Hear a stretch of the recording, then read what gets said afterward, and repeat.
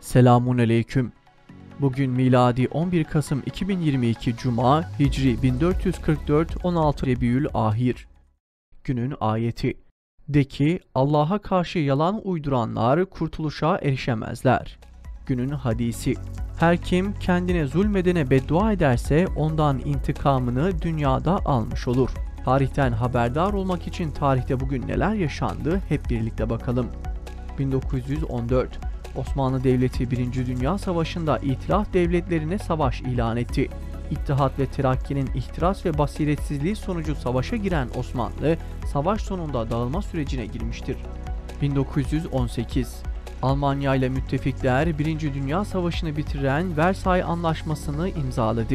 28 Temmuz 1914'te başlayan Avrupa merkezli küresel savaş bu antlaşmayla sona erdi. 1. Dünya Savaşı'nda zamanın büyük güçleri iki tarafa ayrılarak savaşta yer almışlardır. Bu savaş dünya tarihindeki en çok zayiat verilen 6. savaş olmuş ve savaşa katılan devletlerde birçok politik değişikliğe ve devrimlere yol açmıştır.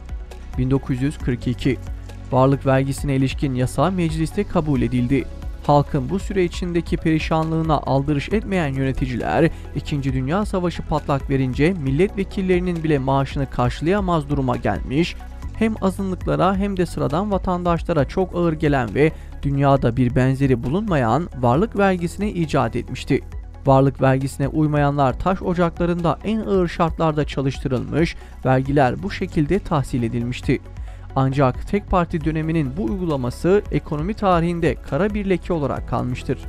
1965 Afrika'daki son İngiliz sömürgesi Rodezya bağımsızlığını ilan etti. 1965'ten 1978'e kadar Afrika'nın güneyinde var olmuş eski bir devlet olan Rodezya Cumhuriyeti'nin şimdiki adı Zimbabwe'dir. 1973 Siyonistlerle Batı yanlısı Enver Sedat yönetimindeki Mısır ateşkes imzaladı. 4 Arap devleti ile Siyonistler arasında 6 Ekim'de başlayan savaşın ardından imzalanan ateşkes antlaşmasıyla savaştan karlı çıkan yine Siyonistler oldu. 1997 Milli Piyango İdaresi Genel Müdürlüğü kumarın bir çeşidi olan sayısal lotoyu başlattı.